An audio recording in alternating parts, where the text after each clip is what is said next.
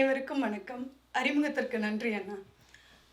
எஸ்ராவோட கதைகள், அதாவது சிறுகதைகளோ, நாவலோ எது படித்தாலுமே நமக்கு எப்படி இருக்கும் அப்படின்னா அ எளிமையான மனிதர்கள அவங்களோட உணர்வுகளோட கூட்டிட்டு போறது அவர் ரொம்ப இயல்பா செய்வார். இந்த இதில பார்த்தீங்கன்னா, இது 15வது சிறுகதை தொகுப்பு நூல்.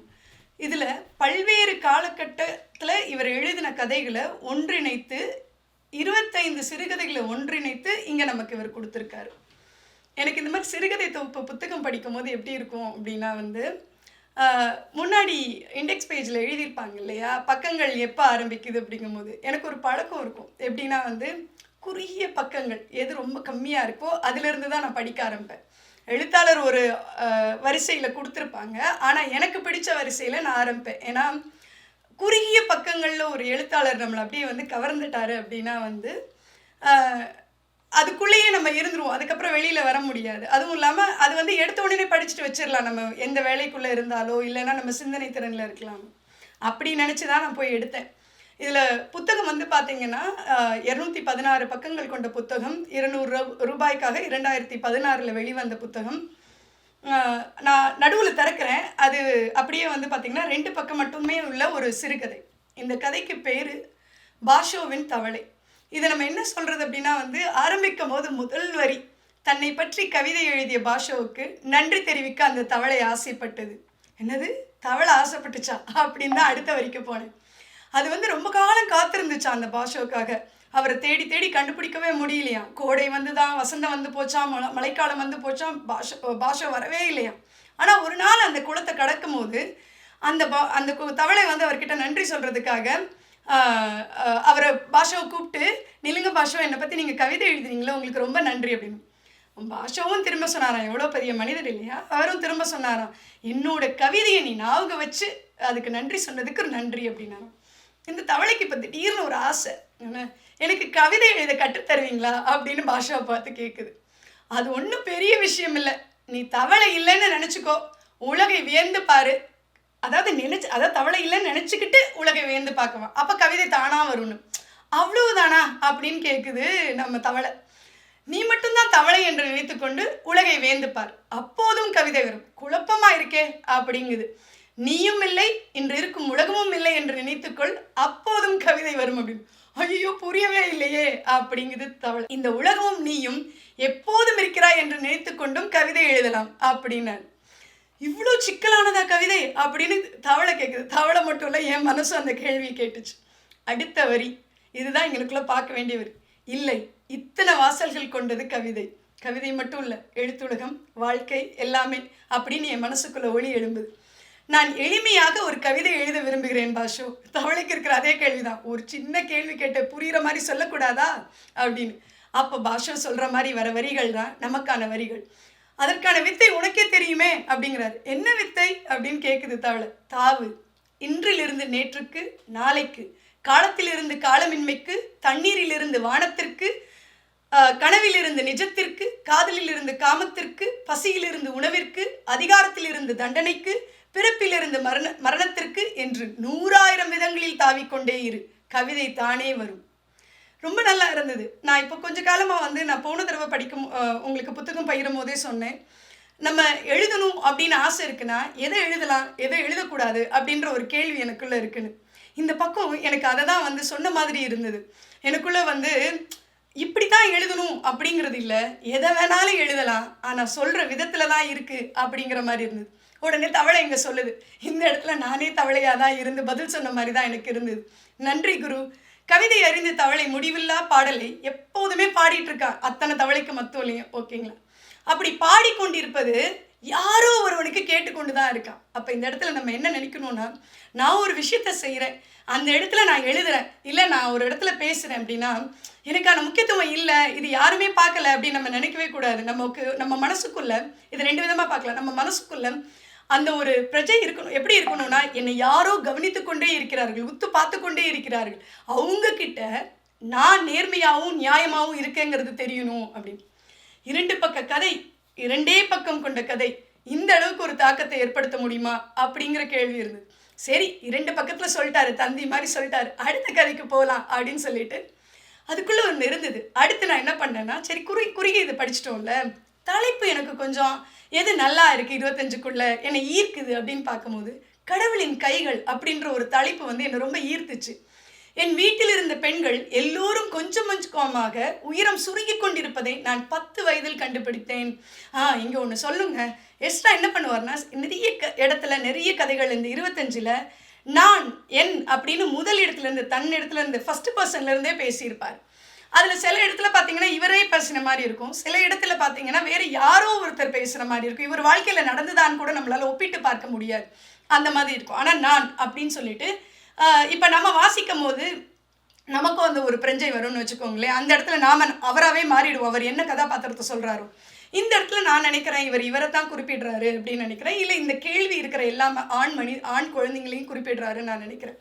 என் வீட்டில் இருந்த பெண்கள் எல்லோரும் கொஞ்சம் கொஞ்சமாக உயரம் சுருங்கி கொண்டிருப்பதை எனது 10 வயதில் கண்டுபிடித்தேன். அடுத்த வாக்கியம் 2 வார்த்தைகள் கொண்ட வாக்கியம். ஆம், கண்டுதான் பிடித்தேன் அப்படின்னு இருந்தது. அப்போ என்னன்னா, அவங்க அம்மா கிட்ட போய் திடீர்னு போய் நின்று பார்க்குறாரு. ஒரு ஜான் அம்மா குறைஞ்சு போன மாதிரி இருக்குது போன தடவைலேருந்து. உடனே இவர் என்ன பண்ணுறாரு, இதை கண்டுபிடிச்சதை பரிசோதனை பண்ணி பார்க்கணும்ல, ஆமாவா இல்லையான்னு ஓடி போய் அக்கா, பாட்டி, சித்தி, அத்தை எல்லார் பக்கத்துலையும் நின்று பார்க்குறாரு. அவருக்கு என்ன தோணுதுன்னா, சுருங்கி கொண்டே தான் இருக்கிறாங்க அப்படின்னு சொல்லிட்டு இவருக்கு தோணுது. அண்ணன் கிட்ட போய் கேட்குறாரு, ஏன் இப்படி எல்லாருமே சுருங்கிக்கிட்டே இருக்காங்க பெண்கள் எல்லாம் அப்படின்னு. அண்ணன் சொல்கிற பதில் தான் வந்து பார்த்தீங்களா, இந்த இடத்துல எனக்கு இன்னொரு கேள்வியும் வந்தது. என்னென்னா, இவருக்கு ஒரு சந்தேகங்கிறது உடனே தன்னுடைய இணையான ஆண்கள் கிட்ட கேட்குற மாதிரி தான் இருக்குது. அப்போ அவருடைய எழுத்து நடையில் எனக்கு தோணுனதை நான் இங்கே அப்போ சேர்த்து உங்களுக்கு சொல்கிறேன்னு வச்சுக்கோங்களேன். அப்போ அண்ணன் கிட்ட போய் கேட்கும்போது, பெண்கள் அப்படித்தான் சுருங்கி கையடக்கமாக மாறிவிடுவார்கள், அதுதான் பெண்களுக்கு நல்லது அப்படின்னு இவர் சொல்கிறார். இங்கே இவருக்கு என்னென்னா, எனக்கு புரியலையே அப்படின்னு தோணுது. உடனே குடு ஓடி போய், அண்ணனுக்கு தெரியல இல்லையா, அண்ணன் சொன்னது புரியல இல்லையா, தாத்தா கிட்ட ஓடி போய் கேட்குறாரு. தாத்தா கிட்ட அதை சொல்லி கேட்டோட தாத்தா சொல்கிறாரு, பழங்களின் இயல்பு சுருங்கி போவது தான், கடவுள் தான் சுருங்கி போக அவங்கள செய்கிறாரு அப்படின்னு. இப்போ சுத்தமாக புரியல இவருக்கு, என்ன செய்கிறது? அப்போ நமக்கு ஏதாவது ஒன்று புரியலன்னா சுலபமாக்கி கொடுக்கறது யாரு? நம்ம அம்மா என்ன. அதனால இவர் உடனே ஓடி போய் அம்மா கிட்ட போகிறாரு. அப்படி தான் இவர் அம்மா கிட்ட கொண்டுட்டு போகிறாருன்னு நினைக்கிறேன். இதை போய் சொல்லி கேட்குறாரு. அப்படியெல்லாம் இல்லை, அது உன்னோட கற்பனையாக இருக்கும் அப்படிங்கிறாரு. இல்லை அப்படின்னு சொல்லிட்டு இவர் புகைப்படத்தில் சொல்ல, நான் போன உங்களோட புகைப்படத்துக்கும் இப்பைக்கும் நான் பார்க்குறேன், நீங்கள் சுருங்கி தான் போயிருக்கீங்க, நீங்கள் குட்டியாக தான் ஆகிட்டுருக்கீங்க அப்படின்னு சொல்கிறாரு. அப்புறம் வந்து ஏன் இப்படியெல்லாம் குட்டியாகிறாங்க அப்படின்னு இவங்க உங்க கற்பனைன்னு சொன்னோன்னே இல்லை அப்படின்னு சொல்லிட்டு இவர் கேட்டோடனே, எதுக்காக நீங்கள்லாம் சுருங்கி போகிறீங்க அப்படின்னு கேட்டோன்னே என் அம்மா திரும்பவும் சொல்கிறாங்க, இல்லை இது உன் கற்பனை அப்படின்னு சொல்லிட்டு சொல்லிடுறாங்க. இவர் திரும்ப என்ன பண்ணுறாரு, கொஞ்ச காலம் வீட்டில் இருக்கிற மனிதர்களை மட்டும் இல்லை, வெளியில் தெருவில் நடக்கிற போகிற வர பெண்கள் அத்தனை பேரையும் பார்க்குறாங்க. எல்லாருமே சுருங்கி போகிற மாதிரி இவருக்கு இருக்குது. அப்போ இவருக்கு என்னன்னா, இப்படியே சுருங்கி போனால் விரலளவு இல்லை குட்டி பொம்மையாக போயிடுவாங்க போல இருக்கே அப்படின்னு அவருக்கு ஒரு குழப்பமும் பயமும் வருது. திரும்ப அம்மா கிட்ட ஓடுறாரு. அம்மா, இப்படி சுருங்கி போகிறது உண்மையாக மாதிரி தான் இருக்குது, நீங்கள் சொல்லுங்கள் அப்படின்னு. அப்போ சுருங்கி ஒரு நாளில் நாங்கள் எடையற்று போய் பறந்து போய்விடுவோம் அப்படின்னு அம்மா சொல்கிறாங்க. அப்போ வந்து இவர் கேட்குறாரு, நீங்கள் எங்கே போவீங்க பறந்து அப்படின்னோடனே, வானத்துக்கு போயிடுவீங்களா? ஆமாம், உயிரை வானத்தில் போயிடுவோம் அப்படின்னு. அப்போ ஆண்களால் பறக்க முடியாதா அப்படின்னு இவர் கேட்குறாரு. உலகில் எந்த ஆணாலையும் அந்த இடத்துக்கு பறந்து வர முடியாது, பறந்து எங்கே போவீங்கம்மா அப்படின்னு கேட்குறாரு. அப்போ எந்த பறவையும் அந்த ரகசியத்தை சொல்லாது அப்படின்னு அம்மா சொல்கிறாங்க. அம்மா சொல்லிவிட்டு அவங்க வேலையை பார்க்க போயிடுறாங்க. இவருக்குள்ளே இது மனசுக்குள்ளே குடைஞ்சிக்கிட்டே இருக்குது. எந்த பறவையும் பறக்க முடியாதுன்னு சொல்லியிருந்தா அவருக்கு சரி, ஆண்களால் பறக்க முடியாதுன்ட்டாரு. ஒரு ஆணா அந்த ஏற்றுக்கவே முடியல, என்ன செய்யறதே தெரியல. இப்போ இவருக்கு திரும்ப குழப்பம். அம்மா சொன்னதுலேருந்து இது உண்மையா பொய்யா, ஆண்களால் பறக்கவே முடியாதா அப்படின்னு ரொம்ப சந்தேகம். உடனே குடுகுடுன்னு ஓடி போய் தாத்தா கிட்ட கேட்குறாரு. ஆண்களின் கைகள் வானம் வரை நீளக்கூடியது அப்படிங்கிறார் தாத்தா. இந்த கதையெல்லாம் கேட்டு எந்த பறவையும் எளிதாக பிடித்து விடலாம் அப்படின்னு இவர் சொல்கிறார். இப்போ இவருக்குள்ள ஒரு சந்தோஷம் பீரிட்டுக்கிட்டு எழுது. தாத்தா ஆண்கள் பறக்க முடியும்னு சொன்னதுக்கா, இல்லை அம்மா சொன்ன மாதிரி பெண்கள் பறக்க முடியாமல் போனதுக்கான்னு இவருக்கு தெரியல. அந்த மாதிரி ஒரு சந்தோஷம் பீரிட்டு வருது. இப்போ தாத்தா கிட்ட கேட்டோன்னே குடுகுடுன்னு ஓடி போய் அம்மாட்ட சொன்னான், நீங்கள் சொன்னீங்க ஆனால் தாத்தா சொன்னாங்க எவ்வளோ தூரம் பறவை பறந்தாலும் போய் பிடிச்சிட்டு வந்துடுவாங்களாம் அப்படின்னு. அது ஆண்களோட கைகள் போய் பிடிச்சிருமா அப்படின்னு சொல்லிட்டு. அப்போ அம்மா சொல்கிறாங்க, கடவுள் கைகளுக்கு கூட அகப்படாமல் பெண்களால் எங்களால் விடுபட்டு போக முடியும், ஆனால் ஒரே ஒரு சொல் தான் தடுத்து வைத்திருக்கிறது, அந்த சொல்லிலிருந்து எந்த பெண்ணாலும் விடுபட முடியவில்லைன்னு சொல்லிட்டு அம்மா போயிடுறாங்க. அப்போ என்ன சொல்லுமா அப்படின்னு இந்த பையன் குடுக்கணும்னு பின்னாடி போய் கேட்குறான். அப்போ கடவுளிடமே போய் கேள் அப்படின்ட்டு போகிறாங்க. அதில் இருந்து பார்த்தீங்கன்னா, கண்டுபிடிக்க முயற்சி பண்ணிட்டே இருக்காரு. இன்னைக்கு வரைக்கும் கண்டுபிடிக்க முடியல. அதாவது 10 வயதில் ஆரம்பிச்சதை அவர் இன்னைக்குன்னு சொல்லும் போது நம்ம உடனே ஆசிரியரோட தொடர்பு படுத்தணும்னா அவரோட வயதுக்கு நம்ம யோசிப்போம். இன்னைக்கு வரைக்கும், அது மட்டும் இல்லாமல் இன்னைக்கு காலம் வரைக்கும் கூட நம்ம யோசிப்போம், என்னால் அந்த சொல்லை கண்டுபிடிக்கவே முடியவில்லைன்றார். இந்த இடத்துல இவர் நிப்பாட்டி இருந்தாருன்னா அவ்வளோதான். ஆனால் இது நம்ம எஸ்ரா இல்லையா, என்ன சொல்லணும், ஆனால் நிறைய சொற்கள் பொருத்தமாய் தாய் இருக்கின்றன அப்படின்றது. அதுக்கு பொருந்துமா நிறைய சொற்கள், அதில் எந்த சொல் நான் யாருக்கிட்ட போய் கேட்பேன், கடவுளிடம் எப்படி இந்த கேள்வி கேட்பேன், எனக்கு புரியல அப்படிங்கிறார். இது ஒரு 2.25 பக்கம் கொண்ட கதை, சிறுகதை. இதை படிச்சுட்டு என்னால் இந்த சிறுகதை பக்கங்கள்லேருந்து மீளவே முடியல. இந்த இடத்துல ஆணாயிருந்து யோசிக்கும் போதும் பெண்ணாயிருந்து யோசிக்கும் போதும் ஒரு பெண்குள்ளே இருந்து நான் கேட்குற கேள்விகள்லாம், அப்போ ஆண் குழந்தைக்கு ஒரு சந்தேகம் வந்தால் நம்பி அண்ணா தாத்தா அப்பான்ட்டு போகிறாங்க. எப்போ அவங்களுக்கு அவங்க சொல்கிற பதில் புரியலையோ அப்போ தான் அம்மா கிட்ட வராங்க. அடுத்து பெண்கள் என்ன பதில் சொன்னாலும் ஆண்கள் அதற்கான இன்னொரு வியாக்கியத்தனத்தை வைத்திருக்கிறார்கள். நான் அதுக்காக பெண்களுக்கு இங்கே வக்காலத்து வாங்கிட்டு வரலன்னு வச்சுக்கோங்க, எனக்குள்ள தோணும் உணர்வுகளை தான் சொல்கிறேன். அடுத்து பார்த்தீங்கன்னா இவர் கேட்குற ஒரு கேள்வி, நான் இது வாசிச்ச அன்னையிலிருந்து இன்னைக்கு வரைக்கும் எனக்குள்ளேயும் கேட்டுக்கிட்டு இருக்கேன். ஒரு பெண்ணாகவும் ஒரு சக மனிதியாகவும் ஒரு மனிதராகவும் தனியாக, இது ஆண் பெண் பார்க்காமையும், அந்த சொல் எந்த சொல்? நீங்களும் ஒரு நிமிடம் அதை பற்றி யோசிச்சு பாருங்கள். அடுத்து இப்போ இந்த 2 கவிதைகளையும் இந்த 2 சிறுகதைகளையும் படித்ததுக்கப்புறம் எனக்கு எப்படி தோணுச்சு அப்படின்னா, இப்படி மட்டும்தான் எழுதியிருக்காரா எஸ்ரா, ஒரு சுலபமாக நான் சாதாரண விஷயங்களை எழுதவே இல்லையா அப்படின்னு பார்க்கும்போது ஓடி போய் முன்னுரையை படிக்க போனேன். என்னது இப்படி ஒரே தாக்கமாக இருக்குது, 2 பக்கம் 3 பக்கம்னு போனோமே, இதை நம்ம தூங்க விட மாட்டேங்குதே அப்படின்னு சொல்லிட்டு. முன்னுரைக்கு முன்னாடி ஒரு பக்கம் இருந்தது, அதில் ஒரு வார்த்தை போட்டிருந்தது, எஸ்ரா பற்றி அறிமுகம், முழு நேர எழுத்தாளரான இவர். அப்போ நான் என்ன ஒரு கேள்வி கேட்டுக்கிட்டேன், முழு நேர எழுத்தாளர் எஸ்ரா முழு நேர எழுத்தாளர், நான் என்ன பண்ணிட்டு இருக்கேன் முழு நேரமா அப்படின்னு எனக்குள்ள ஒரு கேள்வி. அப்போ நான் கேட்டுட்டு இருக்கும் போது எனக்குள்ள பல பதில்கள், அதாவது அன்றாட வேலைகளை தாண்டி வந்த பதில்களில் ஒரு முக்கியமான பதில் தான் எனக்கு ரொம்ப பிடித்த பதிலாக இருந்தது. அது என்ன அப்படின்னா, நான் முழு நேர வாசகராக இருக்கிறேன் அப்படிங்கிறத சொல்லிக்கிறதுல நான் ரொம்ப பெருமையாக இந்த இடத்துல நான் உங்களுக்கு பதிவு பண்ணுறேன்.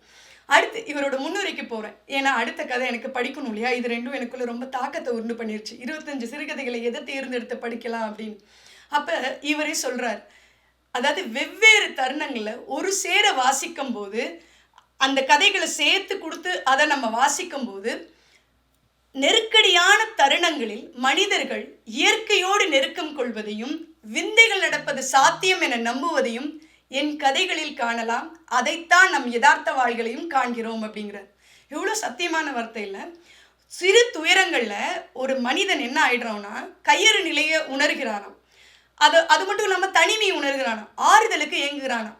அப்போ நமக்கு அடுத்த கேள்வி வருது, சிறு துயரங்களில் மட்டும்தானா, பெரு துயரங்களில் அவன் ஏங்க மாட்டானா அப்படின்னா, மனிதர்கள் இயல்பாக பெருந்துயரங்களில் ஒன்று சேர்ந்துடுறோமா. அதுக்கு ஒரு இறப்பு இல்லைனா ஒரு இயற்கை பேராபத்து அப்படிலாம் இருக்கும்போது தனித்தனியாக பிரிஞ்சிருக்கிற மனிதர்கள் ஒன்று கூடிடுறோமா. ஆனால் சிறு துயரங்களில் தான் நமக்கு அந்த கையறு நிலை உண்டாகுது அப்படிங்கிறார். அப்போ இவர் துணிக்கு எடுக்கிறார். எப்படி எடுக்கிறாருன்னா, இலக்கியம் என்ன பண்ணுதுன்னா சிறு துயரங்களோட ஆற்றுப்படுத்தும் விதமாக எழுதப்பட்டதாகவும் பெரு துயரங்களில் கற்றுக்கொண்ட பாடத்தை உதாரணமாக சொல்கிறதாகவும் தான் நம்ம இலக்கிய படைப்புகள் இருக்குங்கிறார். இந்த இடம் எனக்கு ரொம்ப தெளிவு கொடுத்துச்சு. அப்படின்னா எல்லா இலக்கியங்களையும் பார்க்கும்போது நம்ம எந்த ஒரு இலக்கிய படைப்பாக இருந்தாலும் இந்த வரையறைக்குள்ளே நம்மளால் கொண்டு வந்துட முடியும். அதாவது சிறு துயரங்களுக்கு ஆறுதல் சொல்லக்கூடியதாகவும் பெரு துயரங்கள்லேருந்து கற்ற பாடங்களை உதாரணமாக நமக்கு சொல்கிறதாகவும் தான் இலக்கியங்கள் இருக்குங்கிறார். இந்த முன்னுரையை படித்தோடனே எனக்குள்ள ஒரு தெளிவு வந்தது, இனிமேல் நடுவில் போயெல்லாம் படிக்கக்கூடாது.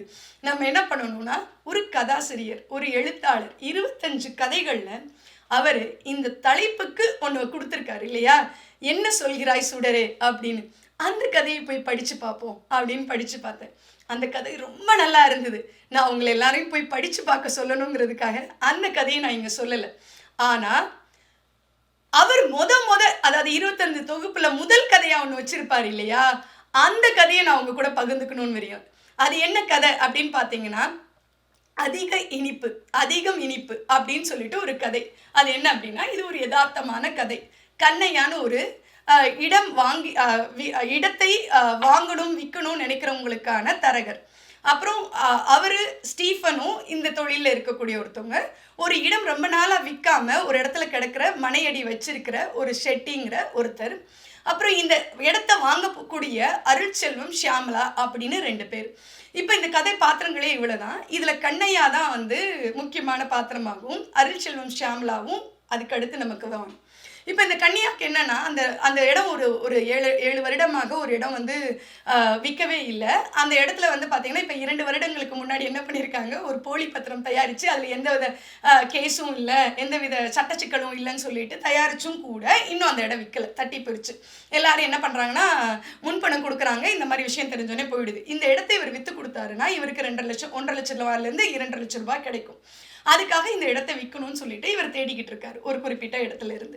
அப்போ இப்படி இது சொல்லும் போது ஸ்டீஃபன் அவர் இன்னொரு தரகர் கூப்பிட்டு அருட்செல்வம் ஷியாமலான்னு 2 பேர் இருக்கு, அருட்செல்வம்னு ஒருத்தர் இருக்காரு, ஒரு இடம் வாங்கணும்னு நினைக்கிறாரு, நீங்க பேசி பாருங்க அப்படின்னு சொல்றாங்க.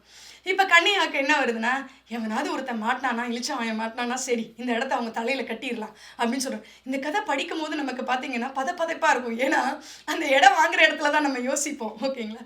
அப்படி யோசிக்கும் போது ஐயோ இப்படி ஏமாந்து போயிடுவாங்களா, ஏமாத்துறது தப்பு இல்லையா அப்படின்னு சொல்லிட்டு அப்போ கனியை அப்படி பண்ணும்போது அருட்செல்வத்தில் கூப்பிட்டு பேசுகிறாரு. அருட்செல்வம் எப்படி இருக்காருன்னா நிதானமாக பொறுமையாக, சரிங்க நாங்கள் ஒரு இடம் வாங்கணும்னு நினைக்கிறோம், ரொம்ப வருஷமாக இது பண்ணுறோம் அப்படின்னு சொல்லிட்டு சொல்கிறாரு.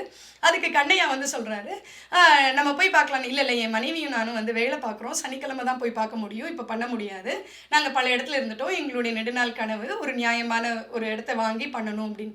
இப்போ இந்த அருள்செல்வம் பேசுனதை பார்த்தோம்னா இவர் ரொம்ப பொறுமையாக ஒரு அதாவது முகவரி சொல்லும் போது கூட எங்கே வந்து உங்களை நாளைக்கு கூட்டிகிட்டு போகணும், நான் இடத்த காட்ட கூட்டிகிட்டு போகணும்னு சொல்லும் போது அவர் சின்ன பிள்ளைக்கு சொல்கிற மாதிரி ஒவ்வொரு வரியாக சொல்லி அவர் எழுதிக்கிட்டாருன்னு தெரிஞ்சதுக்கப்புறம் எங்கே நீங்கள் ஒரு தடவை சொல்லுங்கள் அப்படின்னு கேட்டு மறுபடி அதை சரி பார்த்துக்கிற ஒரு இயல்பான அருள்செல்வங்கிற ஒரு மனிதர்.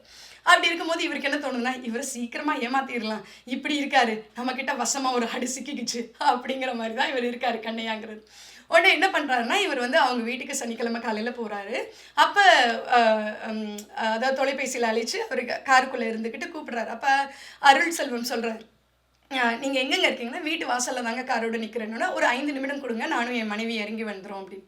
அப்போ பார்த்தீங்கன்னா ஒருத்தர் இறங்கி வராரு. இறங்கி வந்து கதவை திறந்து இது பண்ணும்போது அவர் கையில் இருக்கிற குச்சியை ஊண்டிட்டு அவர் இறங்குறாரு. அவர் கையை பிடிச்சிக்கிட்டு அவர் மனைவியும் வராங்க. இவங்க வரதை பார்க்கும்போது தான் 2 பேர் வராங்க. ஆனால் இவருக்கு வந்து என்ன 2 கண்ணு தெரியாதவங்க வராங்கன்னு சொல்லிட்டு இவங்களா இருக்காது அப்படின்னு சொல்லிட்டு இவங்களுக்கு கண்ணு தெரியல, ஆனால் அதை பார்க்க தெரியாத மாதிரி தான் இருக்குது. ஆனால் அவங்க அப்படி ரொம்ப நாள் பழக்கப்பட்ட கண் தெரியாதவர்களாக அப்படி வர மாதிரி இருக்குது. இவர் இருந்தாலும் ஒரு சந்தேகத்தின் பேரில் திரும்ப ஃபோன் பண்ணுறாரு. ஃபோன் பண்ணும்போது அவர் வந்து இந்த வந்துக்கிட்டோம் அப்படின்னு அந்த கண் தெரியாதவர் தான் பதில் சொல்கிறார். உடனே இவர் உள்ளே போயிட்டு கதவெல்லாம் திறந்து விட்டு இவங்க 2 பேரையும் ஏற்றுறாரு. அப்போ இப்பயுமே நம்ம மனநிலைமை எப்படி இருக்குன்னா, இது ஒரு 10 பக்க கதை தான். எனக்கு வந்து மனசு வந்து வேகமாக அடிச்சுக்குது. ஐயோ இந்த ஆள் ஏமாத்தணும்னு நினைக்கிறாரு, ஏமாற்ற போகிறது 2 கண்ணு தெரியாதவங்களை, கண்ணு இருக்கிறவங்களே ஏமாத்துறது ரொம்ப சுலபம் அப்படின்னு மனசு கிடந்து எனக்கு அப்படியே அடிச்சுக்குது. அந்த எழுத்து நடை அப்படி இருக்குது. அவங்கள வந்து காருக்குள்ளே கூட்டிகிட்டு போகிறாரு. கூட்டிகிட்டு போகும்போது பார்த்தீங்கன்னா கொஞ்சம் தூரம் போகிற வரைக்கும் அருள்செல்வம் எதுவுமே சொல்லலை. அதுக்கப்புறம் சொல்கிறாரு, பிறந்ததுலேருந்தே எனக்கும் கண்ணு தெரியாது, நானும் ஒரு ஆர்ஃபனேஜில் விடுதியில் தான் வளர்ந்தேன், இவங்களும் அப்படி தான், என் மனைவியும் நாங்கள் 2 பேரும் ஒரு பள்ளியில் வேலை பார்க்குறோம், ரொம்ப வருஷமாக வந்து எனக்கு ஒரு தொகை சொல்கிறாரு, ரொம்ப கம்மியான தொகை தான் சொன்னார், 18,000 என்னமோ தான் நினைக்கிறேன். அந்த தொகை எனக்கு சம்பளம் வருது, என்னோட ஒரு 4,000 ரூபாய் என் மனைவிக்கு சம்பளம் வருது. 2 பேரும் சேர்ந்து கிட்டத்தட்ட நாங்கள் இத்தனை ஆண்டு காலமாக சேர்த்து வச்ச காசு ஒரு 20 லட்சம் ரூபாய் இருக்குது. அதில் ஒரு நல்ல இடம் வாங்கிட்டு எங்களுக்குன்னு ஒரு வீடு வாங்கி நாங்கள் குடியிருக்கணும்னு நாங்கள் ஆசைப்படுறோம், இதுதான் எங்களோட கனவு அப்படின்றாங்க. அப்போ அவங்க மனைவி ஷியாமலாவும் வந்து அதை இது பண்ணி சொல்கிறாங்க.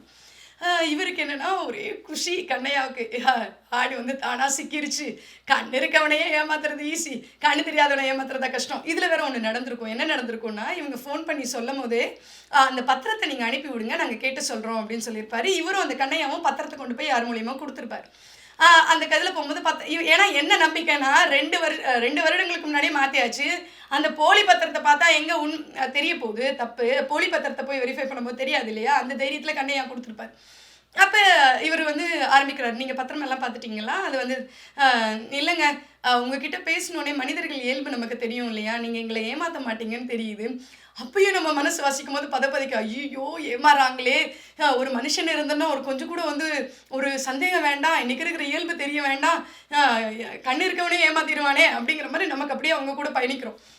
அப்படி போயிட்டு இருக்கும்போது பார்த்தீங்கன்னா, அவ்ளோ சொல்றாரு. சொல்லும்போது, "இல்லங்க, நாங்க உங்க கூட பார்க்குறோம். நீங்க எங்களுக்கு ஒரு நல்ல இடம் பார்த்து அமைச்சு குடுத்தீங்கன்னா நல்லாயிருக்கும்." அப்படின்னோனே கார்ல கூட்டிட்டு போறாரு. அந்த இடத்துக்கு கூட்டிட்டு போறாங்க. இவங்க 2 பேரும் வந்து கண் தெரியாதவங்களா இருந்தாலும், எவ்வளோ ஒரு இயல்புல இருக்காங்க பார்த்தீங்கன்னா, அந்த ஷாம்லா அந்த இடத்துக்கு போனோனே கீழ இருக்க மண் எடுத்து முகர்ந்து பார்க்குறாங்க. முகர்ந்து பார்த்தோனே வந்து, "இங்கனக்குள்ள பக்கத்துல ஒரு கம்பெனி இருக்கா? அந்த வாசனை வருது." அப்படின்னாங்க. அதாவது அ அந்த அ "ஆமாமா, இங்கனக்குள்ள இருக்குங்க." அப்படின்னு சொல்றாரு. அப்புறம் ஒருத்தர் அவர் என்ன பண்றாரு, கால்ல ஏதோ தட்டுப்படுது. அப்ப சொல்றாரு, "இந்த இடம் முன்னாடி குப்பை கூளமா இருந்தது." ஆமாங்க, சொல்றவங்க யாரும் கேட்கவா மாட்டேங்கிறாங்க. கண்ணையா தான் இதுக்கு பதில் சொல்றாரு. குப்பைய போடுவாங்க. நாங்க தான் இப்ப சுத்தம் பண்ணிக்கிட்டே இருக்கிறோம். மக்கள் என்ன கேட்கவா செய்றாங்க. ஒரு காலி இடம் இருந்தா போதும் கொட்டிடுறாங்க அப்படின்னு. ஆமாமா, கண்ணாடி துண்டு என் கால்ல பட்டுச்சு. குப்பை கொட்டியிருந்தா தான் வரும் அப்படின்னு சொல்லிட்டு இயல்பா அருள்செல்வம் சொல்றாரு. இப்ப இதெல்லாம் இருக்கும்போது அருள்செல்வம் அங்க தூரமா போயிட்டு இவங்க 2 பேரும் பேசுறது கேட்குது. ஷியாமளாவும் அவரும் பேசுறாங்க. "எங்க இடம் நல்லா இருக்காங்க." அப்படின்னு.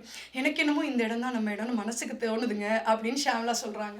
நமக்கு அப்படியே பதறுது. அப்படியே வந்துட்டு வாசிக்கிற நமக்கு எப்படி இருக்குன்னா, "ஐய்யய்யோ! என்ன சொல்ல வராரு?" அப்படின்னு சொல்லிட்டு. ஏன்னா அந்த இடத்துல நம்ம இருக்கிறோம். நாம ஏமாந்தாலே கஷ்டமா இருக்கும். கண்ணு தெரியாத 2 பேரும் அதுவும் அவங்களுடைய கஷ்டப்பட்டு இது பண்ணும்போது ஏமாற போறாங்கன்னு நினைக்கும்போது நமக்கு பதறும்.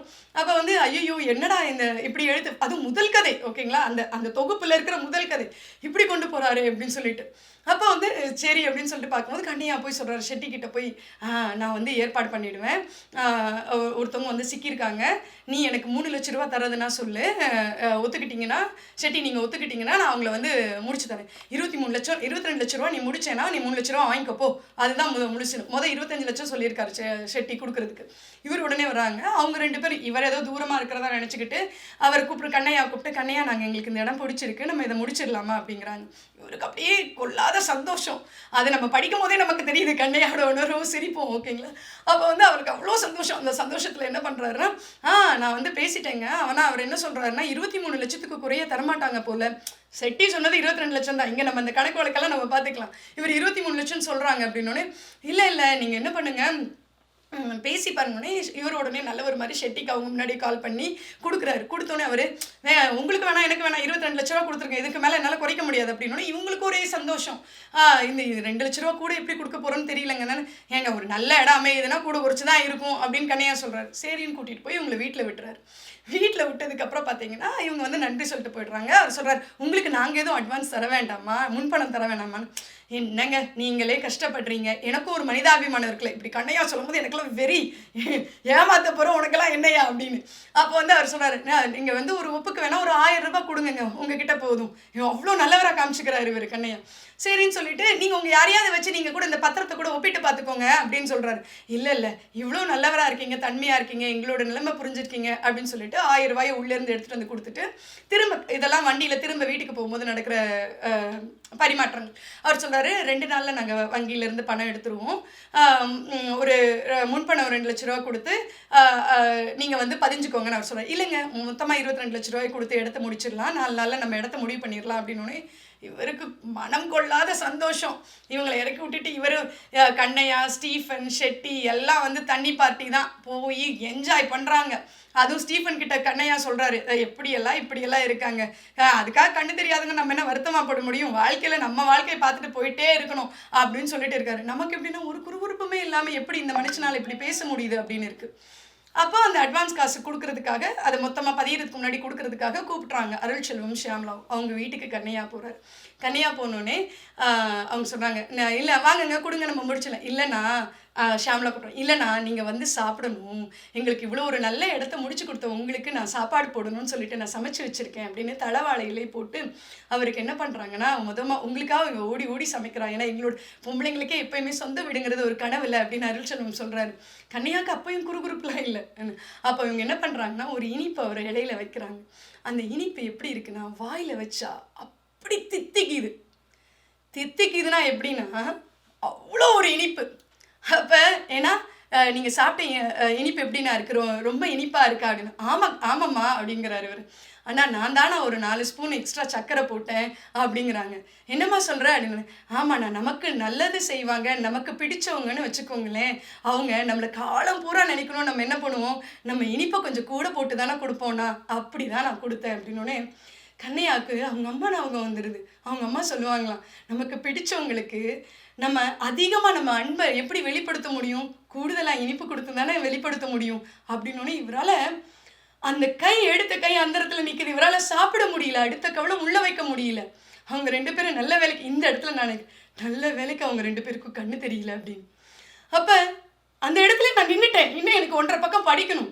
எனக்கு இதுக்கு மேல என்னன்னே தெரியல. அப்படியே அந்த இடத்துலயே ஐ அம் ஸ்டக். இப்ப கண்ணையா என்ன பண்ணுவாரு? இவர் வந்து அவருடைய தொழில் தர்மத்தை பார்ப்பாரா? இல்லைன்னா மனத்தை பார்ப்பாரா? அப்படிங்கும்போது கண்ணையா என்ன பண்றாரு? சரிம்மா ரொம்ப நல்லா இருந்தது, இருமா அப்படின்னு சொல்லிட்டு வராத ஃபோனை வந்ததுன்னு சொல்லிட்டு எந்திரிச்சு வெளியில போய் வாசலுக்கு வெளியில இவங்களுக்கு கேட்காத தூரத்துல ஷெட்டி கிட்ட போய் சொல்றாரு. ஷெட்டி யாரோ ஒருத்தர் வந்து இவங்களுக்கு போட்டு கொடுத்துட்டாங்க போல, அவங்க வந்து இப்போ வந்து பண்ண மாட்டேன்னு சொல்லிட்டு வெளியில போயிட்டாங்க, அதனால நான் உங்களுக்கு வேற நல்ல ஆள் பார்த்து பிடிச்சி கொடுக்குறேன் அப்படின்னு சொல்லிட்டு இப்போ நமக்கு ஷபாஷ் அப்படின்னு ஒரு மனசுல தோணுது. இதுதான் தோணுச்சு. அப்படிங்கும் போது பாத்தீங்கன்னா சரி நீ இவர் உள்ள வராரு. உள்ள வந்தோடனே இவங்க 2 பேரும் ரொம்ப நம்பிக்கையா இருக்காங்க இந்த இடம் முடிஞ்சிரும் அப்படின்னு சொல்லிட்டு இல்லையா. அப்போ வந்து என்ன பண்றாருன்னா வந்து உள்ள வந்துட்டு அவர் ஷாம்லா கிட்ட சொல்றாரு, அம்மா தங்கச்சி என்ன மன்னிச்சிடுமா அப்படின்னு. என்னன்னா என்னாச்சு அப்படின்னு பதறாங்க. என்னன்னு தெரியறதுக்கு முன்னாடி என்ன தயவு செய்து மன்னிச்சிடுமா, அந்த ஷெட்டி 30 லட்ச ரூபா யாரோ கொடுக்குறாங்கன்னு சொல்லிட்டு அந்த இடத்த அவங்களுக்கு கொடுத்துட்டாராம்மா, என்னால் ஒன்றும் பண்ண முடியல, தங்கச்சி என்ன நீ மன்னிச்சிடுமா. அவர் மனசுக்குள்ளே இருக்கிற வேற வேதனையை இந்த வகையில் அவர் காமிக்கிற மாதிரி தான் நமக்கு தோணுச்சு. அருள்செல்வம் என்னங்க எப்படி சொல்லிட்டீங்க அப்படிங்கும் போது அவர் சொல்றாரு, கண்டிப்பாக உங்களுக்கு நான் வேற ஒரு நல்ல இடம் முடிச்சு தரேங்க, உங்களை நான் நிச்சயமாக மறந்துட மாட்டேன், ஒரு நல்ல இடம் நான் முடிச்சு கொடுக்காம போக மாட்டேன் அப்படின்னு சொல்லும் போது உள்ள 2 பேரும் போய் பேசுறாங்க. பேசிட்டு வெளியில வந்து சொல்றாங்க, பரவாயில்லைங்க நாங்கள் எங்களுக்கு கொடுத்து வச்சது அவ்வளோதான், இன்னொரு காலத்தில் நம்ம பண்ணிக்கலாம், நீங்கள் எங்களுக்கு நல்லது தானே நினைக்கிறீங்க, சரி விடுங்க அப்படின்னோடனே இவர் நிறைவாக வெளியில் சரிம்மா தங்கச்சி சரிங்க போயிட்டு வரேன்னு சொல்லிட்டு வெளியில் போகிறாரு. வெளியில் போகும்போது இவர் நினைக்கிறாரு, இவர் மனசில் இதோட நிப்பாட்டி இருந்தால் கூட பரவாயில்ல, இவர் என்ன நினைக்கிறாருன்னா ஏன்னா அடுத்த இடம் வாங்கி கொடுக்கணுங்கிறத விட இந்த அட்வான்ஸ் பணத்தை 1000 ரூபாய் எப்படியாவது இவங்களுக்கு திருப்பி கொடுத்துடணும் அப்படின்னு நினைக்கிறாரு. இந்த கதை படித்தோன்னே நான் என்ன நினச்சேன்னா, ஆமாம்ல ஒரு மெல்லிய சின்ன உணர்வு, சின்ன விஷயம், இந்த இடத்துல அவங்க 2 பேருக்கும் கண்ணே தெரியலனாலும் ஒருத்தர் மேலே வச்ச நம்பிக்கை, அன்பு, அதன் வெளிப்பாடு அவங்கள எவ்வளோ ஒரு பேரிடர்ல இருந்து காப்பாத்திருக்கு இல்லையா. நம்ம சில நேரம் நினைக்கலாம், நம்ம வந்து எல்லாரும் உலகத்துல சொல்லுவாங்க இல்லையா, ஏமாத்திடுவாங்கன்னு, அதுல இருந்து வெளிவந்து நம்ம எல்லாம் சந்தோஷமா இந்த மாதிரி முடிவு எடுக்கலாங்கிறது எனக்கு இதுல இருந்து தாங்க தெரிஞ்சுது. அதுக்கப்புறம் உங்ககிட்ட வந்து கதைகள் எதுவும் சொல்ல போறதில்ல. இதுல இருக்க இப்போ வந்து ஒன்லைன் மாதிரி சொல்ற மாதிரி இதுல இருக்க கதைகளோட சும்மா பேரை சொல்லிட்டு அது எப்படி இருக்கும் அப்படின்னு, பசித்த மிருகம், ஆத்மநாமருக்கும் குமரசமருக்குமான இடைவெளி, உலகின் கண்கள், இதெல்லாம் நீங்க கண்டிப்பா படிச்சு தெரிஞ்சுக்க வேண்டியது. அடுத்து உனக்கு 34 வயதாகிறதுன்னு ஒரு கதை. அதுல என்னன்னா ஒரு பெண் 34 வயது வரைக்கும் கல்யாணம் ஆகாம இருந்தா தகப்பன் சுற்றத்தார் தான் மனசுக்குள்ள என்ன இயல்புகள் தோணும் அப்படிங்கிறத அந்த கதை சொல்லுது. என்ன சொல்கிறாய் சுடரே அப்படின்னு பார்த்தீங்கன்னா, ஒரு மனிதன் தோல்வி அடையும் போது அவனுக்கு கண்ணுக்கு தெரியாத ஒரு சுடர் முன்னாடி நின்னா அது என்ன பேசுமோ அதை இந்த கதையில சொல்லியிருப்பார். காகித வளையம் அப்படின்னு சொல்லிட்டு ஒரு மனைவியை இழந்த ஒரு புருஷன் மனைவியை மறக்க முடியாம அவருக்கு என்ன தேவை இருக்குன்னா மனைவியோட அணைப்பு மாதிரி ஒன்று தேவைப்படும். அதுக்கு இவர் தப்பான வழியிலலாம் கூட போவார், ஆனால் அவரால் தப்பு பண்ண முடியாது, ஆனால் அந்த அணைப்பு இவருக்கு கிடைக்காது. அது அந்த காகித வளையம்னு சொல்லியிருப்பார். இரவு நடை என்ன அப்படின்னு பார்த்தீங்கன்னா, ஒரு மனைவி இரவுல வயதான காலத்துல தன் கணவனை கூட்டிக்கிட்டு இரவு நடை போறதுக்குரிய காரண காரியத்தோட சொல்லியிருப்பார். ஒரு நாள் ராத்திரி இவங்க நடக்கிறது ரொம்ப அருமையா இருக்கும். இரவு நடை 10 பக்கம் இருக்கும். துப்பாக்கில இருந்து தான் 3 பக்கம் வந்துச்சு. துப்பாக்கி அதுவும் வந்து யதார்த்தமா சொல்லியிருப்பாரு. யாசகன் 3 யாசகனை பத்தி சொல்லியிருப்பாரு. ரொம்ப அருமையா இருக்கும். இந்த பாஷாவின் தவளை சொல்லிட்டேன். 100 நீலக்குருவிகள் அதுவும் நல்லா இருக்கும். இது மழை இல்லை. இந்த கதை எனக்கு என்ன பண்ணுச்சுன்னா, எனக்கு வந்து ஒரு சொல்லிச்சு, ஒரு தேடுதல் கொடுத்துச்சு. அதாவது என்னன்னா, ரெயின் ரூம்னு ஒன்று வந்து சயின்டிஃபிக்கலாக வந்து லண்டன்லையும் இன்னும் சில பல ஊர்களையும் வச்சுருக்காங்க. அது என்ன அப்படின்னா, மழைக்குள்ளே நம்ம நடப்போம், மழையில ஆனால் நம்ம நனைய மாட்டோம். அந்த கதைக்கரு தான் இதுக்குள்ள. கடவுளின் கைகள் நான் உங்களுக்கு சொல்லிட்டேன். தனிமை வெளிச்சம், ஒருத்தர் தனிமையில் இருக்கும் போது அவர் அறையில் இருக்கிற மின் விளக்கு பேசுச்சுன்னா எப்படி இருக்கும், அது கொடுக்குற ஆறுதல், அதை வந்து ஒரு பெண்ணை உருவகப்படுத்தியிருப்பார். அது அடுத்ததா 5 கை அப்படின்னு ஒரு கதை, அதுவும் சிறுகதை, அதுவும் ரொம்ப நல்லா இருக்கும். அப்புறம் பாதி கனவுன்னு ஒன்று. இது வந்து பார்த்தீங்கன்னா எஸ்ட்ராவே வந்து நிறைய இடங்கள்ல அவர் ஒரு புத்தக வெளியீட்டு விழாவில் சொல்லியிருப்பார். என்ன சொல்லியிருப்பார் அப்படின்னா, இந்த புத்தகம் படிக்கிறவங்களோட வீட்டுக்கு போய் அங்கே நடந்த ஒரு விஷயங்களை பற்றி சொல்லியிருப்பார். அது மட்டும் இல்லாமல் அந்த ஒரு எழுத்தாளர் பாதியிலே இறந்து போயிட்டா எப்படி இருக்கும் இல்லையா, அவருக்கு அவருடைய புத்தகத்தை போடுறதுக்கான காரணம் என்ன அப்படிங்கிற மாதிரி சொல்லியிருப்பாரு. அடுத்த கதை பெயர் பலகை. இந்த பெயர் பலகை பார்த்தீங்கன்னா, ஒரு சாமானியன் ஒரு பெரிய ஒருத்தர் தனக்கு ஒரு உதவி செய்திருந்தா அந்த உதவிக்கு தான் எப்படி மறுமொழி ஒரு சின்ன செய்கையால் காட்டுறாங்க அப்படிங்கிறது இருக்கும். மழையின் நிழல் அப்படி பார்த்தீங்கன்னா, ஒரு பெரிய நீண்ட மலையில் அதுக்கு முன்னையும் பின்னையும் என்ன இருக்குது அப்படிங்கிற மாதிரி அந்த மலையோட நிழலாக ஒரு எழுத்தாளர்கிட்ட ஒரு வாசகனுக்குள்ள ஒரு ஒரு தொடர்பு, அவங்களுடைய பரிமாற்றத்தை பற்றி பேசியிருப்பாரு. அப்புறம் வெறும் கணக்கு அப்படின்னு ஒரு கதை. இந்த வெறும் கணக்கு பார்த்தீங்கன்னா, நம்மளை நம்பி ஒருத்தர் பணம் கொடுத்தோ இல்லை ஒரு செயல் செய்ய சொல்லும் போது அந்த நம்பி கொடுத்தவங்களை நாம் ஏமாத்திட்டா அந்த நம்பினவங்க நம்மளை பார்த்து சொல்லக்கூடிய விஷயங்களும் அது நம்மளை உறுத்தக்கூடிய விஷயங்களுமா இந்த கதை இருக்கும். அப்புறம் 5 நிழல்கள்னு ஒரு கதை, சிறுகதை. அந்த சிறுகதையில் பார்த்தீங்கன்னா, பாஞ்சாலி அந்த ஒரு பிரச்சனைலாம் நடந்து அவங்க காட்டுக்கு போனதுக்கப்புறம் ஆண்கள், அதாவது இந்த இடத்துல தர்மரா இருக்கட்டும், இல்லை பீமன், இல்லைனா அர்ஜுனனாக இருக்கட்டும், இவங்க எல்லாம் சேர்ந்து ஏதாவது செஞ்சாங்கன்னா அவங்களுடைய எண்ண இயல்புகள் எப்படி இருக்குன்னு சொல்கிற கதையாக இருந்தது. அப்புறம் எரிந்த கூந்தல் பார்த்தீங்கன்னா, ஒரு வயதான தாத்தா அந்த ஊரை விட்டு போக முடியாமல் பணம் எரியுது எரியுது அப்படின்னு சொல்கிற ஒரு உணர்வின் வெளிப்பாடாக இருக்கும். அப்புறம் இயல்பான தவறு அப்படிங்கிறது பார்த்தீங்கன்னா, ஒரு நல்ல நேர்மையாக வேலை பார்த்துக்கிட்டு இருக்க ஒரு மனுஷன், அந்த மனுஷனை இங்கே இல்லாமல் ஒரு அவங்களுடைய மேலதிகாரி வேற ஒரு ஊருக்கு வந்து ஏதோ ஒரு கடிதாசி வந்து போனால் எப்படி இருக்கும், கடைசியில் இது ஒன்றுமே இல்லைன்னா அவங்களோட மன இயல்பை சொல்கிற மாதிரி இருந்தது. அப்புறம் 6வது பள்ளி அப்படிங்கிறது இந்த லிசர்ட், 6th லிசர்ட். அது எப்படின்னா வந்து விண்வெளியில் நடக்கிற மாதிரி, அதாவது விண்வெளியில் நடக்கிறதுன்ற விஞ்ஞானத்தோட தொடர்பு படுத்தி பார்க்குற மாதிரி இருக்கும். நமக்கெல்லாம் தெரியும் விண்வெளியில் வந்து எல்லாரும் இடை இழப்போம் அப்படின்னு, இடை குறையும், இடையே உணர மாட்டோம்னு. அப்போ இந்த 5 பள்ளிகளை பள்ளி அது வந்து அங்கே விடும்போது இனப்பெருக்கம் அது அடைதான்னு பார்த்தா அதுக்கான பதிலை சொல்கிற மாதிரி அந்த பள்ளிகளோட தன்னை ஒரு ஆண் ஒப்பிட்டு பார்க்குற மாதிரி இருக்கிற கதையாக இருந்தது. அடுத்து புதுமை பித்தனின் கடிகாரம் அப்படின்னு சொல்லிட்டு ஒரு கதை. இப்போ பார்த்தீங்கன்னா, புதுமை பித்தன் அப்புறம் வந்து ஆத்மநாபன், இவங்க 2 பேருடைய புனைப்பெயர்களில் இந்த கதைகள் எழுதியிருக்காரு. இந்த மாதிரி எஸ்ரா இந்த 25 சிறுகதை கொண்டு நல்ல மெல்லிய உணர்வுகளையும் யதார்த்தமான வாழ்வியல் தத்துவத்தையும் நமக்கு சொல்லியிருக்காரு. இதை உங்களோடு பகிர்ந்து கொண்டதில் எனக்கு மிக்க சந்தோஷம். 45வது நுழைப்புலத்தில் எனக்கு வாய்ப்பு தந்தமைக்கு மிக்க நன்றி. நன்றி, வணக்கம்.